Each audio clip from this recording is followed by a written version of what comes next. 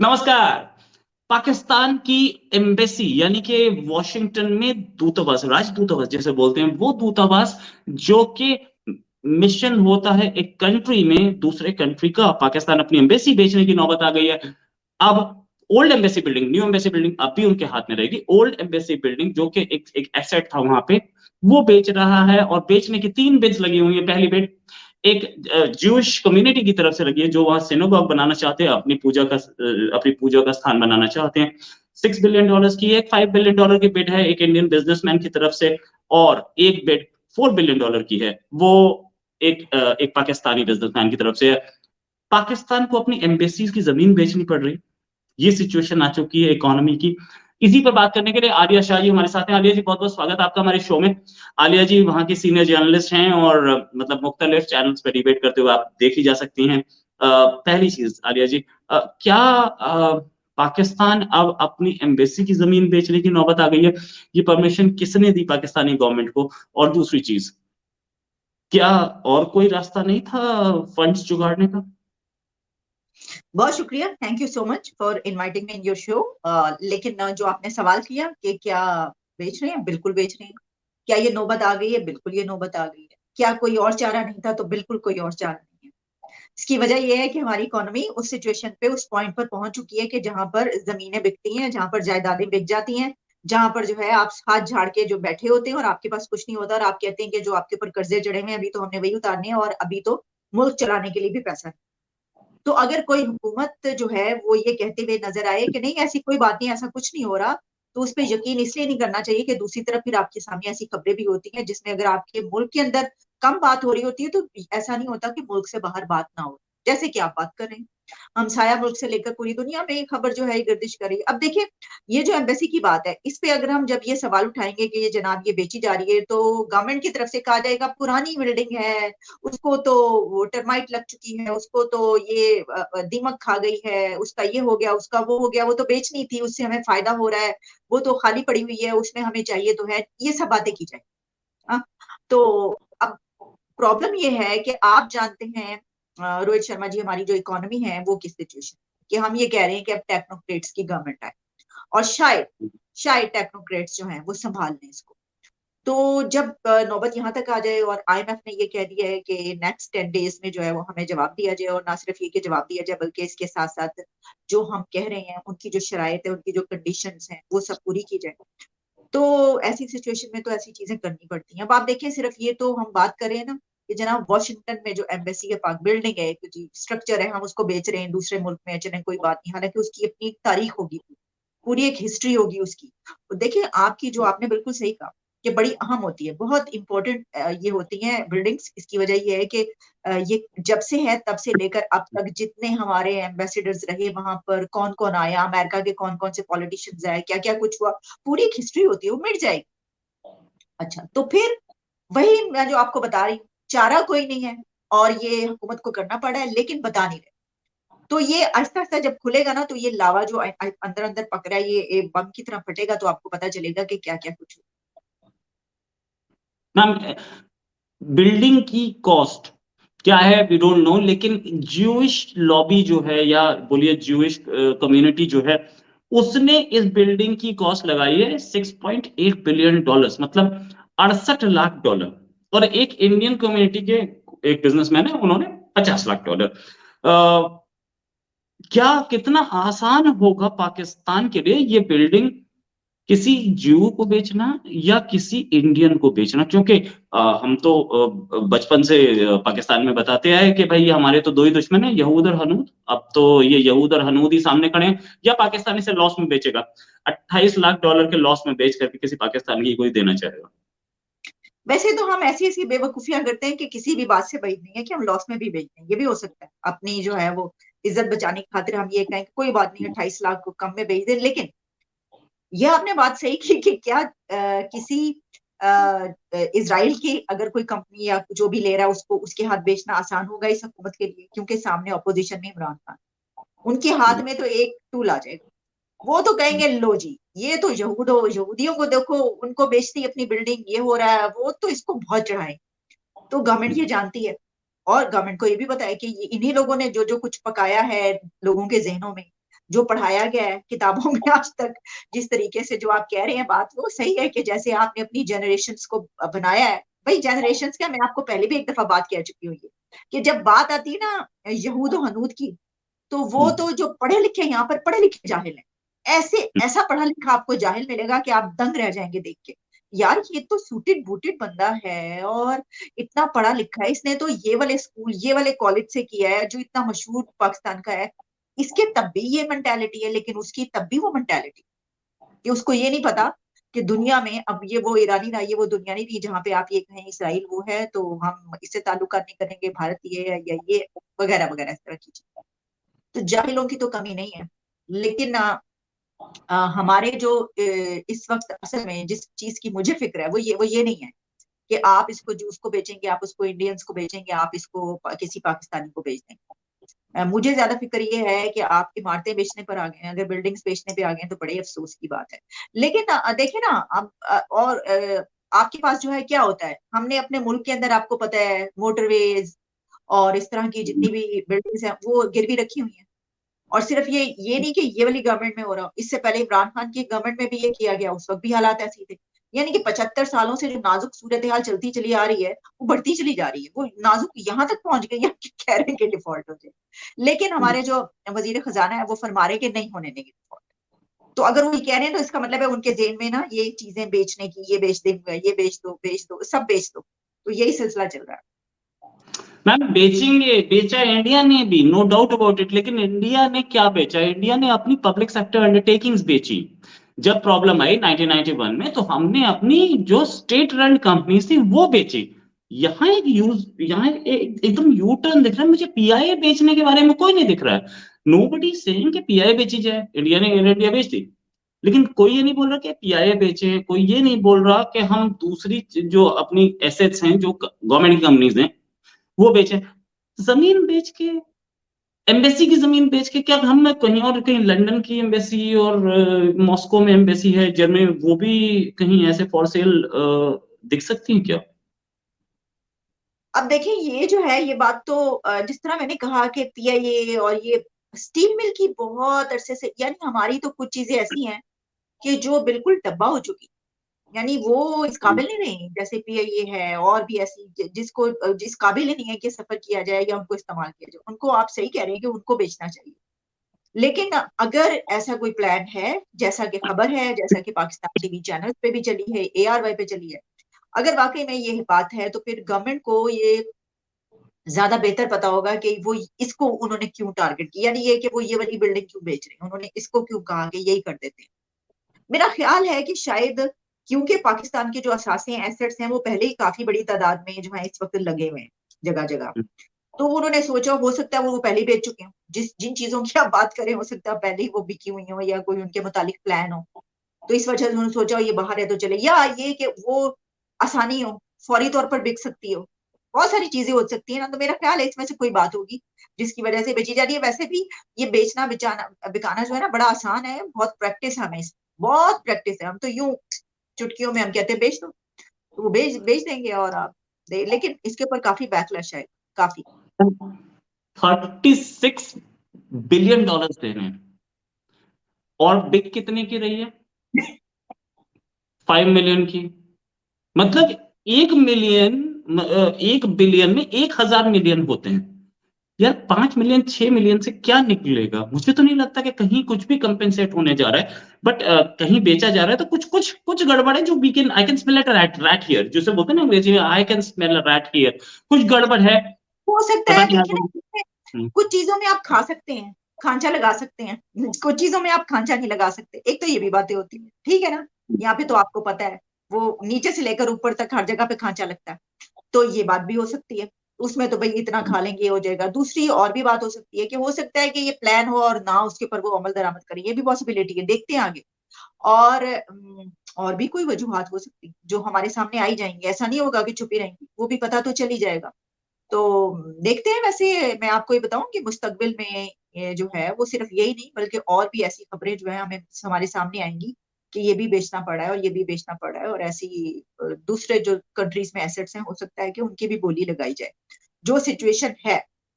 तो अब देखते हैं क्या होता है, हुकूमत जो कह रही है वो सही है, या फिर ये कि जो हमें होते हुए दिख रहा है वो सही है?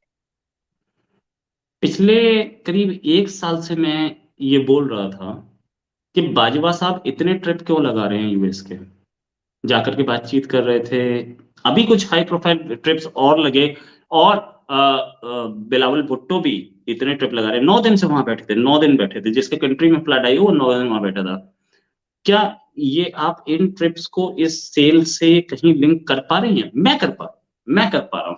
अब आगे बात करते हैं कि एक एक हिंट दे के निकल जाना एक जर्नलिस्ट का काम होता है, और मैं वो हिंट दे के निकल रहा हूं। अगर अगर ये सिचुएशन है और इशाक डार बोल रहे हैं कि मैं बाहर निकाल लूंगा, कोई रोड प्लान उनके सामने उन्होंने अब तक दिखाया नहीं हमें। मिफ्ता के पास था, मिफ्ता इस्माइल के पास था, मिफ्ता इस्माइल देख रहे थे, इनके पास है नहीं। अब एम्बेसी की जमीन बेचने की नौबत आ रही है, तो जाहिर है सिचुएशन बहुत खराब है। तो ऐसे में इस सिचुएशन से बाहर निकलने के लिए कोई रोड मैप या कोई कोई और तरीके बताए गए हैं अपनी लोगों के सामने इस गवर्नमेंट की तरफ से? नहीं, बिल्कुल नहीं। इस गवर्नमेंट ने अभी तक यहाँ पे आटा नहीं मिल रहा, जो रोटी है वो 25 रुपीज की और नान जो है वो 35 रुपीज का हो चुका है। और इन्फ्लेशन बहुत ज्यादा है, गैस नहीं है, और जो बिजली है वो कितनी महंगी। ये सब होने के बावजूद अगर इन अंदर की चीजों का ही हमारे पास रोड मैप नहीं है, तो बाहर की चीजों का वो रोड मैप क्या बताएंगे। लेकिन उनकी एक रट ये है कि हाँ, हम इसको नहीं होने देंगे दिवाली, हम इसको संभाल लेंगे। आपने ये कहा कोई रोड मैप, तो वो रोड मैप अब एक जो नई खबर आई है कि टेक्नोक्रेट्स की गवर्नमेंट आ रही है, मुझे लगता है कि हो सकता है कि ये एक रोड मैप हो, बैठ बैठ के डिस्कशन की गई हो कि भाई ये सिचुएशन से निकलना तो है। अब जैसे, लेकिन इस पे इमरान खान ने, जब ये सबसे पहले खबर इमरान खान की तरफ से आई कि ये करने लगे, तो गवर्नमेंट की तरफ से ये कहा जा रहा है कि ऐसी तो कोई बात नहीं, इमरान खान ने पता नहीं कहां से सुनी ये बात, और उनको किसने बताई, हमारा तो ऐसा कोई इरादा नहीं है। लेकिन हम जिस तरफ जा रहे हैं उस तरफ इसमें से कुछ ना कुछ तो करना पड़ेगा, वरना फिर जो कुछ होगा वो दुनिया देखेगी। तो मेरा ख्याल है कि कोई ना कोई तो रोड मैप होगा ही, इस तरह तो नहीं होने देंगे। और फिर जो आपने अभी बात की कि आप हिंट दे के निकल रहे हैं, तो उस हिंट के जवाब में मैं आपको पहले ही हिंट दे चुकी हूँ कि कुछ चीजें होती हैं जिसमें खाना आसान होता है, उसमें से अपना भी बड़ा हिस्सा निकल रहा होता है। तो ऐसी बहुत सारी बातें उसके अंदर हो सकती हैं, और आने वाले दिनों में आपको पता चल जाएगा कि इससे क्या क्या जुड़ा। लेकिन अभी तक तो यही है कि रोड मैप शायद टेक्नोक्रेट गवर्नमेंट आए, और हफीज शेख और शब्बर जैदी के भी ये कहते हुए नजर आ रहे हैं कई दिन से, कि जिसमें बल्कि साजिद आर साहब के साथ जो मैंने प्रोग्राम किया, उन्होंने कहा कि अगले जो 10 दिन है उसके अंदर जो टफ डिसीजंस है वो, क्योंकि शब्बर जैदी ने कहा है कि आईएमएफ के साथ उनका हुआ है, तो आईएमएफ ने तो ये कह दिया है कि ये जो है ये बस ये दिन है, आप बता दें हमें और जो भी करना। तो इससे ये पता चल रहा है कि अगर नहीं संभाला जाता तो फिर टेक्नोक्रेट्स आएंगे। देखते हैं क्या होता है, अगले 1-2 दिन में सारी जो पोजीशन है वो वाजे हो जाएगी। अच्छा मैम, फाइनल क्वेश्चन आपसे लूंगा। ये पाकिस्तान इतनी गंदी सिचुएशन में आ गया है कि अपनी जमीन तक बेचनी, आप एम्बेसी की जमीन तक बेचनी पड़ रही है। वो हिमालय से ऊंची दोस्ती और समुद्र से गहरी दोस्ती, शहद से मीठी दोस्ती, वो दोस्ती कहाँ है और वो दोस्त कहाँ गायब हो गया? वो दिख नहीं रहा मैम। देखिए, ये एक तो ये कि वैसे ना एहसान फरामोश भी नहीं होना चाहिए, मैं ये समझती हूँ। उसने मदद की है हमारी, चाइना ने ये नहीं है कि हमें पैसे नहीं दिए, कई दफा दे चुके हैं, हेल्प कई की है उन्होंने। सऊदी अरेबिया ने कितनी दफा हेल्प की। लेकिन भाई वो हेल्प इसलिए करते हैं कि आप इस सिचुएशन से निकल जाएं, हम्म। आपकी कंडीशन बेहतर हो जाए। अब अगर वो देखेंगे कि भाई हम पिछले 20 साल से इनकी मदद करते चले जा रहे हैं, इनको पैसे देता है, तो ये तो पैसा कुएं में फेंकने के बराबर है, तो फिर जाहिर है हम्म। कि वो भी अपना हाथ रोकेगा ना। देखिए ना, आप किसी को हेल्प आउट करते हैं, फर्ज करें अपनी पर्सनल लाइफ में, अपने भाई को, बहन, मतलब किसी को, किसी आप देखते हैं कि भाई इसकी जो है वो सही नहीं है, तो आप कहते हैं चलो मैं इसकी मदद कर देता हूँ, आप उसकी मदद करते हैं। वो बंदा जो है वो, या बंदी जो भी है, वो उसको जो है वो नहीं लेती, और फिर आपको थोड़े दिन के बाद पता चलता है नहीं है, तो आप क्या करेंगे? आप कहेंगे नहीं, दिस इज नॉट राइट।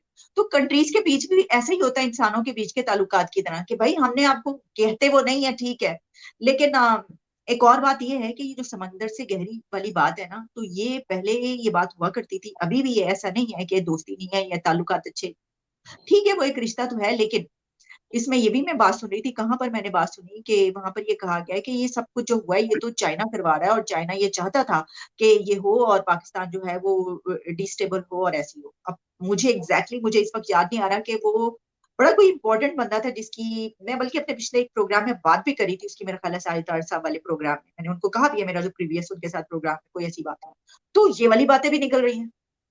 तो भाई वो क्यों करवाएंगे ऐसा, या वो सिर्फ इसलिए करवा सकते हैं कि भाई हमारे मत हो लो, कि भाई हमें छोड़ दो और हमें बहुत हो गया।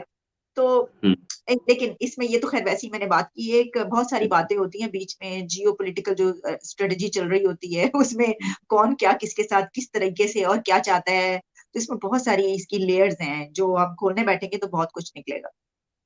राइट, वो बात तो सही है। मतलब चाइना भी ऐसा तो है नहीं, उसके उसके पास भी अनलिमिटेड पैसा है, वो देता रहे। लेकिन मैम $32 बिलियन उस $17 ट्रिलियन की इकोनॉमी के लिए 32 बिलियन को बहुत बड़ी चीज नहीं थी। $1 ट्रिलियन से ज्यादा फॉरेन फॉरेन एक्सचेंज रिजर्व्स हैं उस इकोनॉमी के। और एक ऐसा कंट्री जो कि इसका बहुत पुराना दोस्त है, बहुत अच्छा दोस्त है, और ऐसा दोस्त है जो कि ऑल वेदर फ्रेंड बोल सकते थे, जिसको बोलते थे। साथ में पाकिस्तान की जितनी जरूरत चाइना को है, उतनी जरूरत पाकिस्तान को चाइना की नहीं। पाकिस्तान को कम जरूरत है चाइना की। द रीजन बीइंग कि वो तेल का मामला और दूसरी चीजों का मामला, ट्रेड का मामला, सी रूट्स ब्लॉक हो गए तो कहां से जाएगा तेल। उसके बाद भी चाइना कहीं हाथ पुल करता हुआ दिख रहा है तो वो है अमेरिका और पाकिस्तान की दोस्ती, जो भी बढ़ती दिख रही है।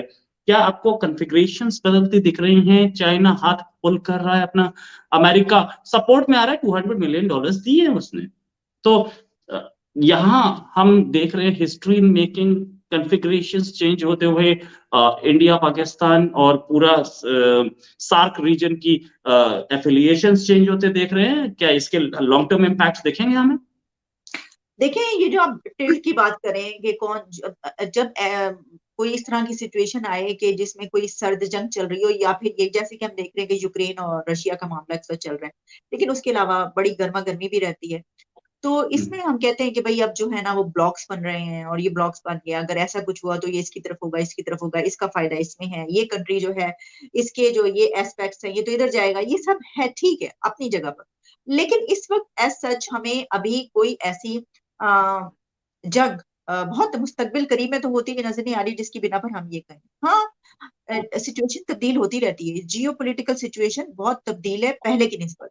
जो हम आज से 30 इयर्स पहले सोचा करते थे, अब वो हकीकतें बदल गई, अब वो रियलिटीज चेंज हो चुकी हैं। अब दुनिया भी नहीं है, जमाना भी नया है। अब जिस तरह हम जानते हैं कि पहले ये दोस्तियां चलती थी क्योंकि इकोनॉमीज को इतनी ज्यादा अहमियत इस तरीके से नहीं दी जाती थी, अब ऐसा है कि सब कुछ जो है वो पैसा है, सब कुछ इकोनॉमी है। और फिर ये कि जो हमारी जियो पोलिटिकल सिचुएशन है, जैसे इंडिया पाकिस्तान चाइना और फिर अब जो अमेरिका की आप बात कर रहे हैं, तो उसमें यकीनी तौर पर बहुत कुछ चेंज हो रहा है। और टिल्ट हमें हो सकता है कि आने वाले दिनों में नजर आए, बहुत सी चीजों में हम देखें कि ये जो है ये साइड बदल गई है। तो लेकिन फिलहाल हम इसको चाइना और पाकिस्तान के रिलेशंस में इस तरीके से नहीं ले सकते कि ये, लेकिन हमें ऐसा कुछ हुआ तो वो भी नजर तो आ ही जाएगा। राइट मैम, नजर आएगा। और ऊपर से पाकिस्तान के पास भी चाइना का मिलिट्री हार्डवेयर बहुत है, डिपेंडेंस चाइना की ओर भी है, तो इतनी आसानी से टिल्ट भी नहीं दिखेगा। Thanks a lot ma'am for joining us. एक फाइनल थोड़ा क्वेश्चन के, न्यू ईयर में क्या प्लान है आपके? अब 2-3 दिन रह गए, अगले साल क्या उम्मीद करती हैं? अच्छा देखिए, क्या आप प्रोग्राम्स करने के हवाले से पूछ रहे हैं कि मैं कौन से प्रोग्राम नहीं, करूंगी, पार्टी के या हवाले से पूछ रहा हूँ मैम। प्रोग्राम तो हम करते ही रहेंगे, पार्टी प्रोग्राम के सब हवाले से? करेंगे। अच्छा अच्छा अच्छा अच्छा, नहीं नहीं नहीं जनाब, पार्टी करेंगे बिल्कुल। जहां पे भी पार्टी हो रही होगी वहां पे हम पार्टी करेंगे, या जहां पे भी हो रही है वहां के प्लान्स हैं। बाकी ये है कि आप जानते हैं कि पाकिस्तान में ऐसा जो पार्टी है वो तो ऑलरेडी मुल्क की पार्टी चल रही है और फिर जैसी पार्टी तालिबान ने मचाई हुई है, शुरू की हुई है, उस ओ, पार्टी के होते ही बाकी पार्टियां होना बड़ा मुश्किल है। क्योंकि अभी तो देखे ना न्यू ईयर, यहाँ पे तो आप समझे न्यू ईयर आने से एक दिन पहले ऐसी कैंपेन चलना शुरू हो जाती है जहां पे बुर्का बरदार खवातीन और जो इस तरह के दाढ़ी रखने वाले मर्द नजर आते हैं, वो आगे कहते हैं कि न्यू ईयर नहीं मनाना क्योंकि ये हमारा नहीं, ये उनका है रिवाज। तो ये तो बड़ी गंदी बात है, ये बिल्कुल नहीं मनाना। तो उसके ऊपर पाबंदियां लगनी शुरू हो जाती हैं। फिर वो जो होती है मॉरल ब्रिगेड, वो आ जाती है सड़कों पे, लड़के, क्योंकि आपको पता है काफी इस तरह की चीजें होती हैं। तो यहाँ पे तो ये सब कुछ बहुत होता है, लेकिन फिर भी जिन्होंने मनाना होता है वो निकल ही जाते हैं, मना लेते हैं निकल जाते हैं। अफसोस, अच्छा अफसोस की बात यह है कि ऐसे ट्रेंड्स अब इंडिया में दिख रहे हैं। अब तक अच्छा, इंडिया में नहीं दिखते थे, अब इंडिया में दिखने शुरू हो गए कि नहीं ये हमारा नहीं है। अरे भाई, तुम्हारा नहीं है, कैलेंडर तो चेंज होगा, साल तो चेंज होगा, और एंजॉय करने के लिए नहीं आपको बाहर हमारा कैसे निकलना नहीं होता है है। भाई, हम हमारी यही तो डिबेट है कि हमारा कैसे नहीं है। आप क्या, अगर आप ये कहते हैं पाकिस्तान में कि जी हम इस्लामिक कैलेंडर के, तो आपके घर में इस्लामिक कैलेंडर लगा हुआ है? आप अपने इस्लामिक कैलेंडर के हिसाब से चलते हैं या आप अंग्रेजी कैलेंडर के हिसाब से चलते हैं? आपकी पूरी लाइफ 365 डेज, सारी जिंदगी आप गुजारते हैं अंग्रेजी कैलेंडर के मुताबिक, और आप जब एक दिन आता है न्यू ईयर तो आप कहते हैं इस्लामिक कैलेंडर। बहुत बड़ी हिपोक्रेसी है ये, बहुत बुरी बात है। और सबसे बड़ी चीज, अरे यार उस दिन भी मना लेना, मना किसने किया है? तो इसको कौन सेलिब्रेट करने से मना कर रहा है? आप you can not celebrate 31st। ये कोई क्रिश्चियन कैलेंडर थोड़ी है। क्रिश्चियंस ने कोई कैलेंडर बनाया, एक बड़ी अच्छी चीज बोली थी। एक यहाँ पे एक सदगुरु हैं इंडिया में, उनसे जी किसी ने जी, बोला कि योग। आप ये कह रहे हैं यहाँ पर एक सदगुरु है, हो सकता है कि मैं सदगुरु के बारे में आपसे ज्यादा जानती हूँ। अच्छा, मे भी आप जानती हो, अच्छी बात है। तो या हो सदगुरु सकता है यहाँ पे, कि मैं उनकी आपसे ज्यादा बड़ी फैन हूँ। मे बी मतलब मैं नहीं जानता। मैं मुझे मुझे एक सदगुरु की एक बात बड़ी पसंद आई। उनसे किसी ने पूछा कि योगा इज हिंदू, तो उन्होंने बोला if yoga is Hindu then gravity is Jewish, क्योंकि एक ज्यू ने ग्रेविटी डिस्कवर की। तो ये कोई वो नहीं है। अगर क्रिश्चियंस ने कैलेंडर बनाया, लेकिन कैलेंडर है क्या? What is calendar? कैलेंडर को अगर आप ठीक से समझे, ठीक से कैलेंडर की हिस्ट्री पढ़ें, तो कैलेंडर इज न्यूट्रल। नया साल आपका सबसे छोटे दिन के बाद नया साल शुरू होता है, तो वही है। और सब एंजॉय करें, मैं चाहता हूं। और भगवान ना करे कि वो जो वेस्ट ईस्ट पाकिस्तान के वेस्टर्न बॉर्डर से प्रॉब्लम्स आ रही हैं, अब आए, ऐसी कोई प्रॉब्लम ना आए, और अमन रहे, कम से कम उसका न्यू अच्छा ईयर तक काफी तो है, न्यू ईयर पे काफी उसका हाईलाइट जो है ना, ये जो कहा गया है दूसरे कंट्रीज की तरफ है, यूएस यूके की तरफ से, जो बड़े होटल्स हैं मैरियट, वहां पे ये जो है काफी खतरा है, क्योंकि आपको पता है इस तरह के जो लोग हैं, ये टीटीपी, उनकी क्या आइडियोलॉजी है, वो तो इस उस पे ज्यादा करते हैं ना ऐसे काम। Yes yes. और ये चीज बहुत ही डेंजरस थिंकिंग है। इंडिया में भी एक टाइम पे हुआ करता था।